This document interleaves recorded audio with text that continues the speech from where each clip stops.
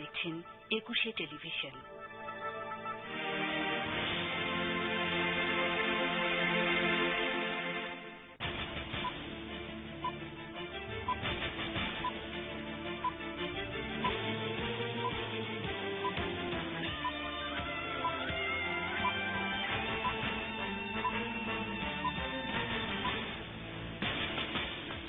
বেগম জিয়ার বক্তব্য ২৪ ঘন্টার মধ্যে প্রত্যাহার না করলে যথাযথ ব্যবস্থা নেওয়ার হুঁশিয়ারি সৈয়দ আশরাফের। জামায়াত নিয়ে বিএনপিতে আলোচনা চলছে, সহিংসতা করতে থাকলে সঙ্গে থাকা সম্ভব নয় মাহবুব, রাজনৈতিক কৌশল বললেন শরিকা।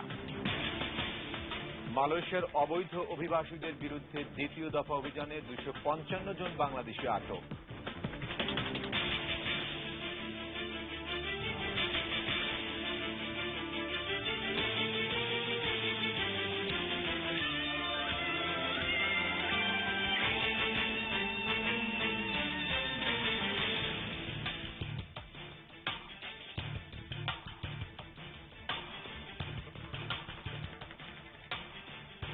আসসালামু আলাইকুম, ওয়াহিদুজ্জামান আমন্ত্রণ জানাচ্ছি রাতের ২১শে সংবাদে। সোমবার সোহরাওয়ার্দী উদ্যানে দেয়া বেগম জিয়ার বক্তব্য ২৪ ঘন্টার মধ্যে প্রত্যাহার না করলে যথাযথ ব্যবস্থা নেওয়া হবে বলে হুঁশিয়ারি দিয়েছেন আওয়ামী লীগের সাধারণ সম্পাদক সৈয়দ আশরাফুল ইসলাম। ধানমন্ডি সভাপতির কার্যালয়ে সংবাদ সম্মেলনে সৈয়দ আশরাফ বলেন, বিএনপির লেজ মাথা কে কেউ জানে না, তারা এখন দুই মাথাওয়ালা রাজনৈতিক দল। তিনি অভিযোগ করেন, জামায়াতকে আড়াল করার চেষ্টা করা হলেও সোহরাওয়ার্দী উদ্যানের সমাবেশে শিবির ক্যাডাররা যোগ দিয়েছে। মাইনুল ইসলামের রিপোর্ট। একসঙ্গে সোমবার সোহরাওয়ার্দী উদ্যানে বিএনপির সমাবেশে বেগম জিয়ার বক্তব্যের প্রতিক্রিয়ায় ধানমন্ডিতে আওয়ামী লীগের সভাপতির কার্যালয়ে সংবাদ সম্মেলনের আয়োজন করা হয়। এতে দলের সাধারণ সম্পাদক সৈয়দ আশরাফুল ইসলাম বলেন, বিএনপি নেত্রীর দেওয়া প্রতিটি বক্তব্য মিথ্যা। বিদেশিদের চাপে অথবা জনগণের চাপে জামাতকে আড়াল করতে চাইলেও স্পষ্ট প্রমাণ আছে, শিবিরের ক্যাডাররা অস্ত্রসহ বিএনপির গণসমাবেশে যোগ দিয়েছে। শিবিরের ক্যাডার একটা বিশাল অংশ সেখানে সবাই উপস্থিত হয়েছে এবং অনেকেই অস্ত্র সঙ্গে নিয়ে এই জনসভায় যোগ দিয়েছিলেন। আমি আশা করি যে এই বক্তব্য খালেদা জিয়া আগামী ২৪ ঘন্টার মধ্যে তুলে নেবেন এবং জাতির কাছে ক্ষমা চাইবেন। রাষ্ট্রীয় নিরাপত্তা, আমাদের সার্বভৌমত্ব নিয়ে খেলাধুলা করার অধিকার বাংলাদেশে কারো নাই। সৈয়দ আশরাফ বেগম খালেদা জিয়াকে সন্ত্রাস ও জঙ্গিবাদের সেনাপতি উল্লেখ করে বলেন, তার শাসনামলেই জঙ্গি ও সন্ত্রাসী হামলার উত্থান ঘটে, আর তার হাতে কেউই নিরাপদ নন বলেও মন্তব্য করেন তিনি। তার হাতে এখন কিন্তু বাংলাদেশের কেউ রেহাই পাবে না। আপনি মানুষই হন, সাংবাদিকই হন, গরু হন, মুরগি হন, ছাগলেই হন, এই বাংলাদেশের সন্ত্রাসের জঙ্গিবাদের মদতদাতা এবং প্রধান সেনাপতি হল বেগম খালেদা জিয়া। আশরাফ আরো বলেন, বিভিন্ন দেশের রাষ্ট্রদূতের কাছে বেগম জিয়ার আত্মসমর্পণ দেশের জন্য সুখবর নয়। খালেদা জিয়ার বক্তব্যের সমালোচনা করে তিনি আরো বলেন, বহির্বিশ্বের সঙ্গে বাংলাদেশের যুদ্ধ চান বলেই তিনি পার্শ্ববর্তী দেশকে উস্কে দিচ্ছেন। তিনি একদিকে যেমন পার্শ্ববর্তী দেশকে উস্কানি দিয়েছেন, সঙ্গে সঙ্গে কিন্তু আমাদের সশস্ত্র বাহিনীকে তাদেরও উপর হস্তক্ষেপ করেছেন। আলোচনার জন্য মিথ্যাচার বন্ধ করে বিএনপির অবস্থান স্পষ্ট করার আহ্বান জানান সৈয়দ আশরাফ। তিনি আলোচনা চান, তার পুত্র আবার আলোচনা চায় না। মাইনুল ইসলাম, ২১ টেলিভিশন, ঢাকা। বিএনপির সঙ্গে জামাতের থাকা না থাকা নিয়ে নানা জল্পনা কল্পনার মধ্যে বিএনপির স্থায়ী কমিটির সদস্য মাহবুবুর রহমান জানালেন, জামায়াতের বিষয়ে দলের মধ্যে আলোচনা চলছে। তিনি বলেন, জামায়াত যদি সহিংসতা করতে থাকে তাহলে তাদের সঙ্গে বিএনপি থাকা সম্ভব হবে না। এদিকে আওয়ামী লীগের যুগ্ম সাধারণ সম্পাদক মাহবুবুল আলম হানিফ বললেন, বিএনপি এখনো প্রমাণ করতে পারেনি তারা জামাতের সঙ্গে নেই। জসিম জলির রিপোর্ট। দশম জাতীয় সংসদ নির্বাচনের পর মঙ্গলবার সোহরাওয়ার্দী উদ্যানে গণসমাবেশ করে বিএনপি। সমাবেশটি বিএনপির ব্যানারে হলেও কোনো ঘোষণা ছাড়াই জামায়াত হেফাজত সংশ্লিষ্ট ইসলামী দলগুলোর অনুপস্থিতি ছিল আলোচনার মূল বিষয়। কথা উঠেছে, তাহলে কি দেশি বিদেশি চাপে জামায়াতের সঙ্গ ত্যাগ করছে বিএনপি? এমন বাস্তবতায় জামাতকে নিয়ে বিএনপির অবস্থান স্পষ্ট করতে কথা হয় দলটির স্থায়ী কমিটির সদস্য মাহবুবুর রহমানের সঙ্গে। তিনি জানালেন, জামায়াতকে ছাড়ার ব্যাপারে সিদ্ধান্ত না হলেও দলের মধ্যে আলোচনা চলছে, তবে আন্দোলনের নামে জামায়াতের সহিংসতা মেনে নেবে না বিএনপি বলেও জানান তিনি। যে জামাতের ব্যাপারে আমাদেরও আলোচনা আছে, বিশেষ করে জামাত যদি সত্যি সহিংসতার মধ্যে সম্পৃক্ত থাকে তাহলে তো আমাদের সঙ্গে তাদের থাকা খুব মুশকিল, কারণ আমরা তো একটা অহিংস দল। জামাতের নিয়ে বিব্রত আমরা নই, কিন্তু জামাত যদি সহিংসতায় ইনভলভ থাকে তাহলে নিশ্চয়ই আমরা বিব্রত। সেক্ষেত্রে কি জামাতকে ছেড়ে দেওয়ার সিদ্ধান্ত নিতে পারে? হতে পারে। তবে উল্টো কথা বলছেন আওয়ামী লীগের যুগ্ম সাধারণ সম্পাদক মাহবুবুল আলম হানিফ। দেশি বিদেশি চাপে আপাত দৃষ্টিতে বিএনপি জামাতকে এড়ানোর চেষ্টা করলেও তারা উভয় একে অপরের পরিপূরক বলে মন্তব্য করেন তিনি। যেহেতু জাতীয় এবং আন্তর্জাতিক পর্যায়ে যুদ্ধ অপরাধীর সঙ্গ ত্যাগ করার জন্য একটা চাপ আসে, এই চাপের কারণে তারা একটা কৌশলের আশ্রয় নিয়েছে যে মঞ্চে প্রকাশ্যে তারা হয়তো জামাতের সঙ্গে একসঙ্গে বসবে না, এই ধরনের একটা প্রতারণার কৌশলের আশ্রয় নিয়েছে। আমি মনে করি এটা জাতির সঙ্গে প্রতারণা ছাড়া আর কিছু নয়। সাম্প্রতিককালে জামাত যে সহিংসতা তাণ্ডবতা করেছেন, নাশকতা করেছে, তার বিরুদ্ধে যদি উনি বিচার দাবি করেন তাহলে তো জনগণের কাছে স্পষ্ট হয়ে যায় যে না, বেগম খালেদা জিয়া জামাতের এই সন্ত্রাসী কর্মকাণ্ড, যুদ্ধ অপরাধের জন্য তিনিও বিচার চাচ্ছেন এবং তিনি একে সমর্থন করেন না। আর রাজনৈতিক বিশ্লেষক ইমতিয়াজ আহমেদ মনে করেন দেশি এবং বিদেশি চাপের ফলেই দেরিতে হলেও বিএনপি জামাতকে ছাড়ার ব্যাপারে চিন্তা ভাবনা করছে। আন্তর্জাতিক কনসেনসাস আর ঘরের মধ্যে যে কনসেনসাসের মধ্যে যে মিলটা হওয়ার ফলে আমি মনে করি যে বিএনপিও অনেকটা বুঝতে পেরেছে যে আজকে না হয় কালকে এই জামাতকে ছেড়ে দেওয়াটাই তার জন্য ভালো, কারণ নির্বাচন যদি যেতেই হয় এবং যদি একটা সমঝোতার মধ্যে আসতেই হয় সরকারি দলের সাথে আগামী নির্বাচনে, তাহলে এই দলটাকে যতখানি রেখে লাভ হবে তার চেয়ে দেখা যাচ্ছে ক্ষতি বেশি হচ্ছে। তবে জামায়াতের রাজনীতি বন্ধ করতে হলে আওয়ামী লীগ এবং বিএনপিকে ঐক্যমতে পৌঁছাতে হবে বলেও জানান এই রাজনৈতিক বিশ্লেষক। জসিম জেল, একুশে টেলিভিশন, ঢাকা। এদিকে সোমবার সোহরাওয়ার্দী উদ্যানে বিএনপির সমাবেশে জামায়াত ও হেফাজত সংশ্লিষ্ট ইসলামী দলগুলোর অনুপস্থিতিকে রাজনৈতিক কৌশল মনে করেন 18 দলীয় জোটের অন্য শরিকরা। তাদের দাবি, দেশি বিদেশি কারো চাপের মুখে জোটের মাইনাস ফর্মুলা গ্রহণযোগ্য নয়। মোহাম্মদ নুরুন নবী ও মেহেদী হাসানের সহায়তায় মিরাজ মিজু রিপোর্ট।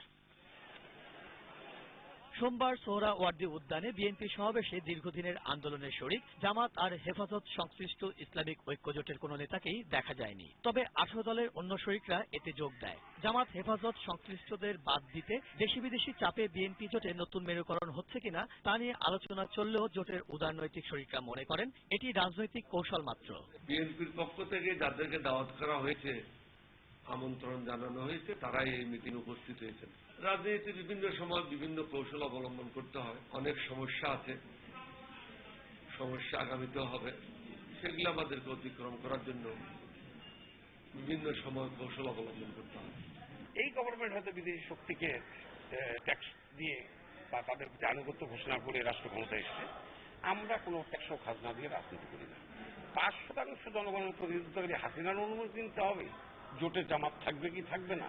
বিএনপিকে রাজনৈতিক ময়দানে নিঃসঙ্গ করতে সচেষ্ট, যেন প্রতিবাদবিহীনভাবে আওয়ামী লীগ তার দেশের স্বার্থবিরোধী কাজগুলো করতে পারে। জামাত এ বিষয়ে কোনো কথা না বললেও হেফাজত সংশ্লিষ্ট ইসলামী ঐক্যজোটের এই নেতা বলেন, কারো অনৈতিক দাবির কাছে মাথা নত করবে না 18 দলীয় জোট। আন্তর্জাতিকভাবে সেই যে চাপ আছে, এই সংলাপটাকে এড়িয়ে যাওয়ার একটা অযৌক্তিক শর্ত জুড়ে দিয়ে কালক্ষেপণের একটা চক্রান্ত, আর কিছুই না। জামাতের সাথে সংগঠন এটা কি একদল?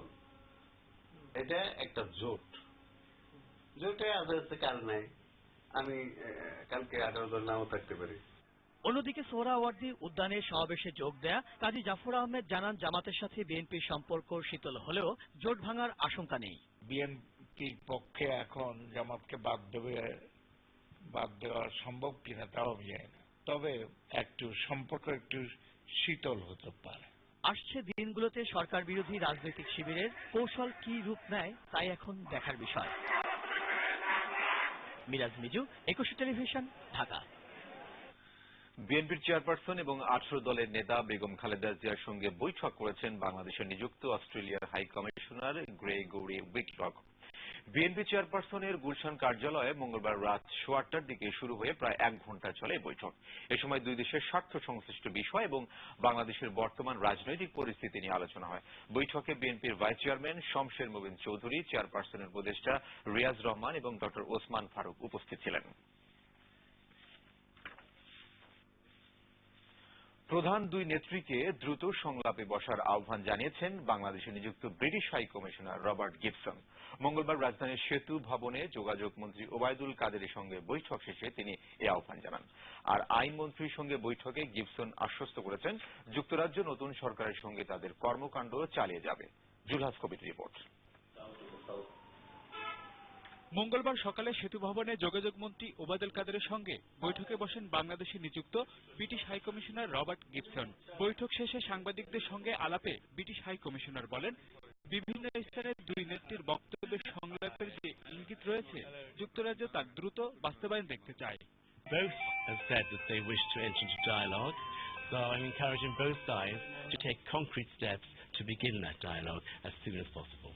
এরপর পদ্মা সেতু প্রকল্পের কাজ নিয়ে কোরিয়ান রাষ্ট্রদূতের সঙ্গে বৈঠকে বসেন যোগাযোগ মন্ত্রী। পরে সাংবাদিকদের প্রশ্নের জবাবে কোরিয়ান রাষ্ট্রদূত দুই দলকে দ্রুত কার্যকর সংলাপের আহ্বান জানান। We continue asking all parties, both parties, start engagement in the substantial dialogue. বৈঠক শেষে সাংবাদিকদের ওবায়দুল কাদের বলেন, সরকার বিএনপিকে রাজনীতি করার সুযোগ সৃষ্টি করে দিচ্ছে। এরই মধ্যে দলটির গ্রেপ্তার হওয়া বেশ কয়েকজন নেতার মুক্তি দিতে শুরু করেছে বলেও মন্তব্য তার। তিনি বলছেন যে সরকারই হিন্দু কমিউনিটির উপরে হামলা চালিয়েছে। সাতক্ষীরা জয়েন্ট অপারেশনে ফরেন সিকিউরিটি ফোর্সের ইনভলভমেন্টের বিষয়টি তিনি যখন তার মতো একজন রেসপন্সিবল লিডার প্রকাশ্য জনসভায় দেশের জনগণের সামনে যখন এরকম বিষয়টা উত্থাপন করেন, আমি তো মনে করি এটা অত্যন্ত ডেঞ্জারাস কমেন্ট, এটা অত্যন্ত বিপজ্জনক কমেন্ট। এ ধরনের মন্তব্য সংলাপ সমঝোতার অন্তরাল। এদিকে অপর এক বৈঠকে যুক্তরাজ্য নতুন সরকারের সঙ্গে তাদের কর্মকাণ্ড চালিয়ে যাবে বলে জানিয়েছেন British high commissioner Robert Gibson. মঙ্গলবার সচিবালয়ে আইনমন্ত্রী আনিসুল হকের সঙ্গে দেখা করে হাই কমিশনার এ তথ্য জানিয়েছে বলে জানান মন্ত্রী। তিনি আমাকে যেটা বলেছেন সেটা হচ্ছে যে এই নির্বাচন হওয়া প্রয়োজন ছিল এবং আমরা এই সরকারকে রেকগনাইজ করেছি এবং তাদের সাথে আমাদের যা কাজ কর্ম যেটা চলছিল সেটা চলবে। মানি লন্ডারিং মামলায় বিএনপির সিনিয়র ভাইস চেয়ারম্যান তারেক রহমানকে দেয়া আদালতের আত্মসমর্পণের নির্দেশ প্রসঙ্গে মন্ত্রী বলেন, আত্মসমর্পণ করবেন কি করবেন না এটা তার বিষয়। তারেক রহমান যদি আপনার কোর্টে আত্মসমর্পণ করেন তাহলে তাকে বেল দিয়ে দেওয়া হবে এই মামলায়, কিন্তু কথা হচ্ছে এখন উনি করবেন কিনা আত্মসমর্পণ করবেন সেটা ওনার ব্যাপার। জুলহাস কবির, 21 টেলিভিশন, ঢাকা। 5ই জানুয়ারি নির্বাচন খালেদা জিয়া নয়, শেখ হাসিনার জন্য নির্বাসন বলে মন্তব্য করেছেন বিএনপির ভাইস চেয়ারম্যান শাহ মোয়াজ্জেম। আর বর্তমান সরকার গণতান্ত্রিক নয় উল্লেখ করে জনগণই এই সরকারের বিরুদ্ধে রুখে দাঁড়াবে বলে মনে করেন কৃষক শ্রমিক জনতা লীগের সভাপতি কাদের সিদ্দিকী। বিকল্প ধারা সভাপতি বদরুদ্দোজা চৌধুরীর অভিযোগ, তামাশা নির্বাচনে 5% ভোট পেয়ে যে মন্ত্রিসভা গঠিত হয়েছে তা জগা খিচুড়ি। জাতীয় প্রেস ক্লাবে পৃথক অনুষ্ঠানে এসব কথা বলেন তারা। আকবর হোসেন সুমনের রিপোর্ট। সাবেক রাষ্ট্রপতি ও বিএনপির প্রতিষ্ঠাতা শহীদ জিয়াউর রহমানের জন্মবার্ষিকী উপলক্ষে জাতীয় প্রেস ক্লাবে আয়োজিত আলোচনায় বিএনপির ভাইস চেয়ারম্যান শাহ মোয়াজ্জেম দাবি করেন, 5ই জানুয়ারি নির্বাচনে প্রমাণিত হয়েছে জনগণ আওয়ামী লীগের সাথে নেই। যেখানে 153 জন লোক আনকন্টেস্টেড হয়েছে, তাই কি প্রমাণ করে না যে বাংলাদেশের মানুষ আপনাকে পরিত্যাগ করেছে এবং বেগম জিয়াকে গ্রহণ করেছে? 5ই জানুয়ারি আপনি নির্বাচন করলেন, নির্বাচন না নির্বাসন, ওটা নির্বাচন আপনার জন্য, নির্বাচন খালেদা জিয়ার জন্য নয়। সম্মিলিত পেশাজীবী পরিষদ আয়োজিত গণতন্ত্র ও মত প্রকাশের স্বাধীনতা শীর্ষক আলোচনায় বিগত নির্বাচন ও সরকারের ভূমিকা সমালোচনা করে বিশিষ্টজনরা। বঙ্গবীর কাদের সিদ্দিকী বলেন, জনগণ বর্তমান সরকারের বিরুদ্ধে অবস্থান নিয়েছে। এ তো গণতান্ত্রিক সরকার না, এর গণতন্ত্রের লেশ মাত্র নেই। এই সরকারকে আন্দোলন করে গণতন্ত্র তাকে শিখাতে হবে। মিলিটারি স্বৈরাচারের চাইতে গণতান্ত্রিক স্বৈরাচার অনেক যে কঠিন, এটা জননেত্রী শেখ হাসিনা বুঝিয়ে দিয়েছে। একই অনুষ্ঠানে বিকল্পধারা সভাপতি বদরুদ্দোজা চৌধুরী অভিযোগ করেন, 5ই জানুয়ারি তামাশা নির্বাচন হয়েছে। শতকরা 5 নম্বর পেয়ে কেউ জীবনে পাশ করে, শতকরা 5 নম্বর পেয়ে ফেল করা যারা, তারাই এখন ফার্স্ট ক্লাস ফার্স্ট হয়ে গেছে। প্রধান বিরোধী দলগুলোকে বাইরে রেখে একটা জগা খিচুড়ির মন্ত্রিসভা গঠন করা হয়েছে। এদিকে বিকেলে বিএনপির কেন্দ্রীয় কার্যালয়ে সংবাদ সম্মেলনে বিএনপি নেতা আসাদুজ্জামান রিপন প্রধানমন্ত্রীর বক্তব্যের সমালোচনা করে বলেন, অগণতান্ত্রিকভাবে নির্বাচন করে আওয়ামী লীগ মুক্তিযুদ্ধের চেতনাকে ভুলুণ্ঠিত করেছে। মাননীয় প্রধানমন্ত্রী বলেছেন বিরোধী দল নির্বাচনে না যে খেসারত দিচ্ছে, আমি বরং বলতে চাই সরকার এই তামাশা নির্বাচন আয়োজন করে সরকার বিশেষ করে শাসক দল আওয়ামী লীগ নিজেরাই বড় একটি খেসারতের মুখোমুখি হয়েছেন। কারণ আহমদ অনিক, 21 টেলিভিশন, ঢাকা। রাজধানীর রাজারবাগে খোদ ট্রাফিক ব্যারাক ভবনের ছাদ থেকে অজ্ঞাত এক যুবকের মস্তকবিহীন লাশ উদ্ধার করেছে পুলিশ। তবে এই হত্যাকাণ্ডের পেছনে কে বা কারা জড়িত তা জানা যায়নি। অবশ্য তদন্ত করে ঘটনার প্রকৃত রহস্য উন্মোচন করা হবে বলে জানান মতিঝিল বিভাগের উপ পুলিশ কমিশনার আশরাফুজ্জামান। রুবিনা ইয়াসমিনের রিপোর্ট। মঙ্গলবার দুপুরের দিকে রাজারবাগ ট্রাফিক ব্র্যাকের ভবনের ছাদ থেকে লাশটি উদ্ধার করা হয়। মৃতদেহটি ট্রাফিক পুলিশ বা বহিরাগত কারো কিনা এ ব্যাপারে কিছুই জানা যায়নি। তবে অজ্ঞাত এই যুবকের মাথা পাওয়া যায়নি। প্রায় 35 বছর বয়সী ওই যুবকের পরনে ছিল ট্রাউজার ও গেঞ্জি। ভবনের পূর্ব পাশে পল্টন থানা আর উত্তর পাশে পুলিশের স্টাফ কোয়ার্টার, এমন নিরাপদ স্থানে ঘটেছে এই হত্যাকাণ্ড। পানি নিয়ে আসছে আমাদের বিল্ডিং থেকে আসতেছে, তখন সবাই দুইবার আসতেছে এখানে আর কি আমাদের ট্রাফিক ব্র্যাকের দিকে। পরে আমি জিজ্ঞাসা কি হয়েছে, তো সবাই বলতেছে যে ভাই এখানে একটা লাশ পাওয়া গেছে, গলাবিহীন মানে মাথাবিহীন। পরে আমরা ছাদে গেছে, যাওয়ার পরে পাওয়া গেছে, দেখি যে হ্যাঁ ঘটনা সত্য। সোমবার রাতে কোনো এক সময় হত্যাকাণ্ডটি ঘটেছে বলে ধারণা করেছে পুলিশ। তবে তদন্ত ছাড়া হত্যার রহস্য সম্পর্কে কোনো কিছু বলা সম্ভব নয় বলে জানান মতিঝিল বিভাগের উপ পুলিশ কমিশনার। ছাদটা অবশ্যই সিকিউর একটা জায়গা, কিন্তু ঘটনা একটা ঘটেছে, আমরা তদন্ত করছি। তদন্ত শেষ হলে বলা যাবে কি হয়েছে, কেন হয়েছে, কিভাবে হয়েছে। এটা একদমই বন্ধু বান্ধব বা আত্মীয় স্বজনের জন্য এটা রেস্ট্রিক্টেড না এখন পর্যন্ত। পুলিশ র্যাবের পাশাপাশি সিআইডি সহ আইন শৃঙ্খলা বাহিনীর অন্যান্য সদস্যরা ঘটনাস্থল পরিদর্শন করেন। পরে ময়নাতদন্তের জন্য লাশ পাঠানো হয়েছে ঢাকা মেডিকেল কলেজ হাসপাতালের মর্গে। রুবিনা ইয়াসমিন, 21 টেলিভিশন, ঢাকা। মালয়েশিয়ায় অবৈধ অভিবাসীদের বিরুদ্ধে দ্বিতীয় দফা অভিযানের প্রথম রাতেই 1,500-এর বেশি বিদেশিকে আটক করেছে সে দেশের পুলিশ। এদের মধ্যে 255 জন বাংলাদেশে রয়েছেন বলে নিশ্চিত করেছে দেশটির সরকার। মঙ্গলবার দেশটির রাষ্ট্রায়ত্ত বার্তা সংস্থা বার্নামার প্রতিবেদনে বিষয়টি নিশ্চিত করা হয়। আটককৃত অবৈধ অভিবাসীদের মধ্যে 695 জন ইন্দোনেশীয় আর 157 জন মিয়ানমারের নাগরিক। বাকিরা ভারত, পাকিস্তান, চীন, থাইল্যান্ড, ফিলিপাইন ও নাইজেরিয়া থেকে গিয়েছিলেন মালয়েশিয়ায়। নিবন্ধিতদের বৈধ হতে বেঁধে দেয়া 3 মাস সময় শেষ হওয়ার পর সোমবার মধ্যরাত থেকে রাজধানী কুয়ালালামপুর সহ পুরো মালয়েশিয়া জুড়ে এই অভিযান শুরু হয়।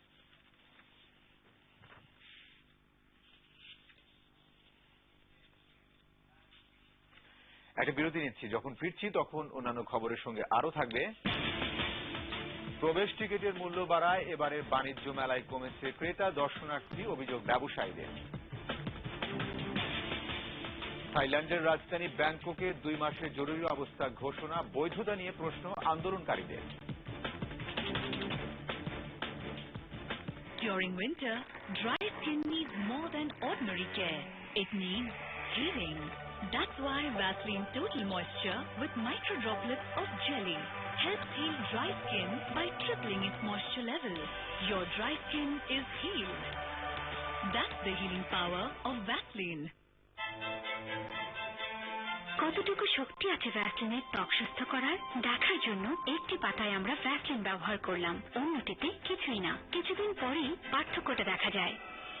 যদি এটা একটি পাতাকে এতটা সজীব রাখতে পারে, তবে ভেবে দেখুন সেটা আপনার ত্বকের জন্য কি করতে পারে। ওয়ান্ডার জেলি থেকে ভালো আর কিছুই নেই। ভ্যাসলিন অরিজিনাল ওয়ান্ডার জেলি, এটাই ভ্যাসলিনের ত্বক সুস্থ করার শক্তি। সোয়াদিখাপ থাই ফ্লেভার, ভেজিটেবল এবং রিয়েল চিকেন সমৃদ্ধ সবার প্রিয় থাই স্যুপ বাংলাদেশে নিয়ে এলো নরের বিখ্যাত শেফরা। এখন ঘরে বসেই পেতে পারেন মজাদার থাই স্যুপের পারফেক্ট টেস্ট। নরের নতুন থাই স্যুপ রিয়েল চিকেনের সাথে।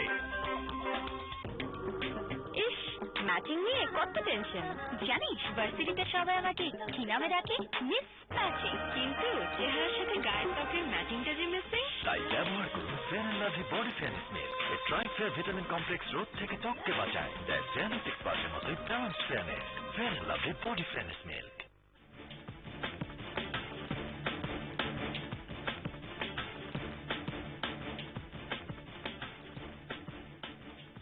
আমন্ত্রণ আবারও রাতের 21 সংবাদে।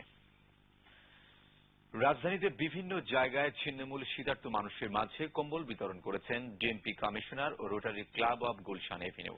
মঙ্গলবার রাতে রাজধানীর বাইতুল মোকাররম মসজিদের উত্তর গেটে শীতার্ত মানুষের মাঝে কম্বল বিতরণ করেন ডিএমপি কমিশনার বেনজির আহমেদ। ঢাকা মেট্রোপলিটন পুলিশ প্রতি বছরের ন্যায় এবারও কম্বল বিতরণ করছে বলে জানান তিনি। অন্যদিকে মধ্যরাতে ঢাকা শিশু হাসপাতালে কম্বল বিতরণ করেছে Rotary club of Gulshan avenue. District governor Golam Mostafa, club president Shafiq Siddiqui বিভিন্ন বয়সী মানুষের হাতে কম্বল তুলে দেন।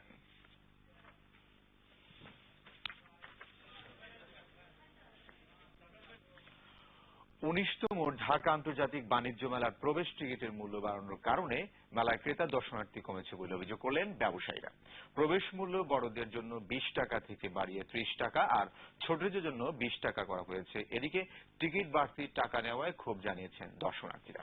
মাহমুদ হাসানের রিপোর্ট। ঢাকা আন্তর্জাতিক বাণিজ্য মেলায় সময় পেরিয়েছে 1/3। এই সময়ের মধ্যে আশানুরূপ ক্রেতা দর্শনার্থী না পাওয়ায় হতাশ ব্যবসায়ীরা। এই জন্য মেলায় প্রবেশের টিকিট মূল্যকেই অন্যতম কারণ বলে দায়ী করেছেন তারা। টিকিটের দাম বাড়াতে আসলে আমাদের এখানে দর্শনার্থী কমে গেছে। যদি টিকিটের দামটা আগের মতো থাকতো তাহলে হয়তো বা একটা দর্শনার্থী 2-3 বার আসতে পারতো। শনিবার থেকে শুরু করে বৃহস্পতিবার পর্যন্ত কাস্টমার ওই শুক্রবারের পরিমাণ মতো হচ্ছে না। এটা কেন হচ্ছে না? এই টিকিটের দাম বাড়াতে। মধ্যবিত্তদের যে একটু বলছে যে 30 টাকা দিয়ে ঢুকবো, আগে তো ভালোই ছিল 20 টাকা দিয়ে। মেলায় আগত ক্রেতা দর্শনার্থীরা অভিযোগ করেন টিকিট মূল্য বৃদ্ধির কারণেই সকল শ্রেণীর লোকজন মেলায় আসতে পারছেন না। এবার যেহেতু টিকিটের দাম বেশি তাই হয়তো বা কম আসা হবে। মেলার মধ্যে শুধু ঘোরার জন্য 30 টাকা মানে অনেক টাকা। আমরা যেহেতু স্টুডেন্ট সবাই আসি অনেক ফ্রেন্ডদেরকে নিয়ে, তো দেখা যায় যে তখন এই 10 টাকা করে বেশি হইলে ওইটাও আমাদের জন্য অনেক বেশি হয়ে যায়। অনেক নিম্নবিত্ত মধ্যবিত্তরাও আসে, তো আমার মতে কি একটু কম হলেই বেটার হয় সবার জন্য, যাতে সবাই মেলাটা ভালো করে উপভোগ করতে পারে। টিকিট মূল্য বৃদ্ধির দায়ভার রপ্তানি উন্নয়ন ব্যুরোর উপর চাপালেন মেলার গেট ইজারাদার। টোটাল ব্যাপারটা তো আপনার এক্সপোর্ট প্রমোশন ব্যুরো, যারা ইজারা নেন তাদের এই ব্যাপারটা তাদের না, এটা মন্ত্রণালয় থেকে পাশ হয়ে আসছে। তবে এ ব্যাপারে কথা বলার জন্য রপ্তানি উন্নয়ন ব্যুরোর কোনো কর্মকর্তাকে পাওয়া যায়নি। মাহমুদ হাসান, 21 টেলিভিশন, ঢাকা। এবার আমাদের নিয়মিত আয়োজন জনদুর্ভোগ।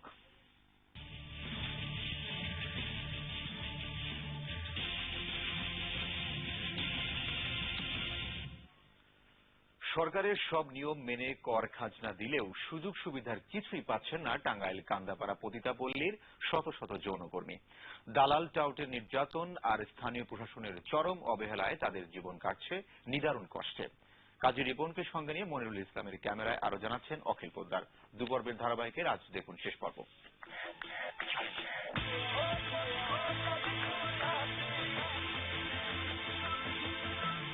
সাময়িক এই আনন্দের বাইরে পুরো জীবনটাই যেন দুঃখ, কষ্ট আর অতলান্তিক বেদনার। টাঙ্গাইল কান্দাপাড়া পতিতাপল্লীর ভেতরের চেহারা তাই একটি যৌনকর্মীর হৃদয়ের গহীনে জমে থাকা ক্ষতের মতোই দগদগে। চিহ্নিত দালাল, টাউট, সর্দার আর কথিত বাড়িওয়ালাদের নিষ্পেষণের প্রতিবাদ করতে পারেন না বলেই জীবনভর থাকতে হচ্ছে নোংরা আবর্জনাময় খিলজি পরিবেশে। স্থানীয় প্রশাসন তাদেরকে নিচুতলার মানুষ হিসেবে গণ্য করায় পুরো কান্দাপাড়াই যেন পরিণত হয়েছে আবর্জনার ভাগাড়ে। পানির খুব সমস্যা, বিদ্যুৎ যায় গেলে পরে 2-3 ঘন্টা 1 ঘন্টা এরকম আসে না। এখানে কারেন্ট বিল বেশি, ঘর ভাড়া বেশি, চত্বর মোড়ায় বেশি। মানে এমন এমন মেয়েরা খাইও বাসে, এমন এমন মেয়েরা না খাইও বাসে, এমন এমন মেয়েরা গদ থুইও পলাইয়া যায়। সুযোগ সুবিধা না থাকলে কি করবো, না বাড়িয়ালিরা না আনলে আমাদের বাথরুমের কষ্ট, পানির কষ্ট। আমরা চাই সরকারের কাছে ময়লাগুলা যাতে পরিষ্কার হয়ে যায়, যাতে একটা ময়লা ফেলানোর একটা কিছু দেয়, এখানে বক্স টক্স কিছু দেয়। ভোট দেওয়ার সময় তো সবাই গায় খালা ভোটটা দিয়েন, অমুক জায়গা দিয়েন, আসলে কাজে তো কিছুই করে না। যৌনকর্মীদের সুযোগ সুবিধা নিশ্চিত না করাই স্থানীয় প্রশাসনকে অপরাধী গণ্য করে মানবাধিকার কমিশন। তাদের স্বাস্থ্যসম্মত টয়লেটের ব্যবস্থা করা, সেখানে পানি এবং বিদ্যুতের ব্যবস্থা করা, সেখানে গ্যাসের ব্যবস্থা করা। যদি শহরের অন্যান্য বাসিন্দাগণ অন্যান্য যদি এই সুযোগ সুবিধা পেতে পারেন এবং রাষ্ট্র যদি তাদের জন্য এই সুযোগের ব্যবস্থা করে দেয়, তাহলে নির্দিষ্ট একটি পল্লী, নির্দিষ্ট একটি স্থানে শুধুমাত্র পেশার কারণে তারা সেই সমস্ত নাগরিক সুবিধা থেকে বঞ্চিত হবেন। এই ধরনের বৈষম্যমূলক আচরণ কিন্তু রাষ্ট্র করতে পারে না। ভুক্তভোগীদের অভিযোগ, সরকারের সব নিয়ম কানুন মানার পরও কোনো ধরনের সেবা তারা পাচ্ছেন না। পানির সমস্যা, যে টয়লেটের এগুলো সমস্যা আছে। গ্যাসের লাইনটা যদি করে দিত সরকার আমাদের, পানি লাইনটা যদি সরকার আমাদের করে দিত, তাহলে আমরা সুন্দরভাবে আমাদের জীবনযাপনটা কাটতে পারতো। আমি এই জায়গায় এখন থাকতে চাই না, আমার কাছে খুব বিরক্ত লাগে। টাঙ্গাইল কান্দাপাড়া পতিতালয়ে 2000-এর অধিক ভোটার থাকলেও আজ পর্যন্ত এখানে দেওয়া হয়নি পানি আর গ্যাসের লাইন। এমনটি বৈধ বিদ্যুৎ সংযোগও আজ পর্যন্ত পায়নি এখানকার হাজার হাজার ব্রথেল। প্রিয় দর্শক, আপনার চারপাশে নানা সমস্যা আর ভোগান্তির চিত্র তুলে ধরবে 21শে টেলিভিশন। এসব তথ্য জানাতে ফোন করুন, এই নম্বরে পৌঁছে যাব। আমি অখিল পোদ্দার, আর 21শে টেলিভিশনের ক্যামেরা আপনাদের দুর্ভোগ দুর্দশায় সবসময় পাশে আছে 21শে টেলিভিশন। এবার প্রবাসী সংবাদ।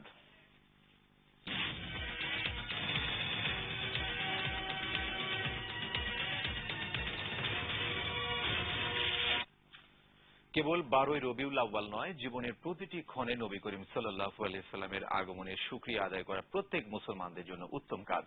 পবিত্র ঈদে মিলাদুন্নবী উপলক্ষে সংযুক্ত আরব আমিরাত ফুজির আঞ্জুমানে মোত্তাবেইনে গাউসে মাঝভান্ডারি শাহ এমদাদিয়া দিব্যা ফুজিয়া আয়োজিত আলোচনা সভায় বক্তারা একথা বলেন।